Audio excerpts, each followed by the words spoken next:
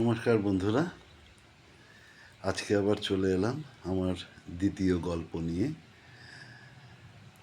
আজকের গল্পটা একটু পৌরাণিক ধরনের গল্প। এটা আমাদের প্রত্যেকের জীবনে খুবই কাজে লাগবে। আপনারা যারা শুনবেন গল্পটা মন দিয়ে শুনবেন, আপনাদের জীবনেও কাজে লাগবে। এটা মেনে চলার চেষ্টা করবেন। বহু পুরনো ঘটনা। শিব এবং দুর্গা দুজনে একদিন সভা ডেকেছে। যত জীবজন্তু, মানুষ, প্রত্যেককে ডাকা হয়েছে, সেই সভায় আহ্বান করা হয়েছিল। এবং শিব ঘোষণা করেন যে যার যা চাওয়ার আছে শিবের কাছে, শিব ভগবানের কাছে যা চাওয়ার আছে তারা যেন তা চেয়ে নেয়। তো এইভাবে যত জীবজন্তু, মানুষ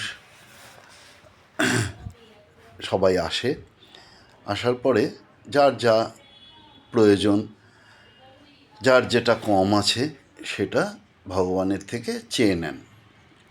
সভা শেষ হয়ে যায়।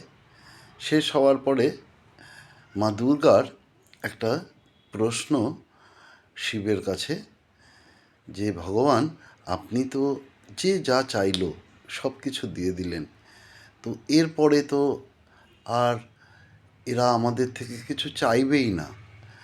আমাদের আর পুজো পাবো কি না সেটাও সন্দেহ।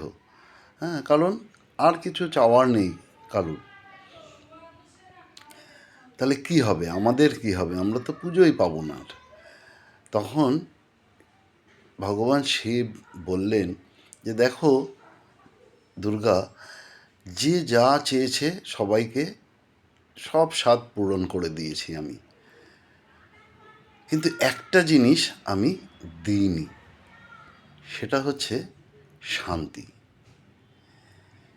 এই শান্তিটা আমি কিন্তু কাউকে দিইনি। তো দুর্গা তখন বুঝল যে মানুষ বা যারা সভায় উপস্থিত হয়েছিল, জীবজন্তু বলছি আমি, প্রত্যেকের প্রয়োজন অনুযায়ী জিনিস চেয়ে নিয়েছে। শান্তিটা কেউ চায়ও নি।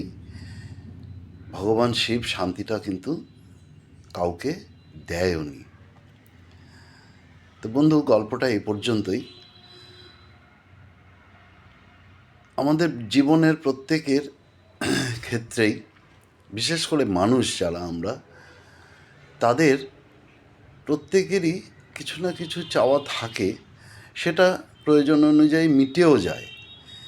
কিন্তু আলটিমেটলি একটা জিনিস আমার এই বয়সের অভিজ্ঞতা থেকে দেখেছি, যে প্রত্যেকেরই কিছু না কিছু অশান্তি কিন্তু রয়ে যায়। শান্তি কিন্তু মানুষের জীবনে নেই বললেই চলে। সব কিছু আছে, কিছু না কিছু একটা ঘাটতি রয়েই গেছে, সেইটাই তার মানসিক অশান্তির কারণ হয়ে দাঁড়ায়। তাহলে বন্ধু, চাওয়া পাওয়া যত কম হবে ততই কিন্তু শান্তিতে থাকতে পারবেন। বলে চেষ্টা করবেন যত, যেটা পেয়েছেন, যেটা পেয়েছি আমি, সেটা নিয়েই শান্তিতে থাকার। বেশি চাওয়া পাওয়া থাকলেই কিন্তু অশান্তি।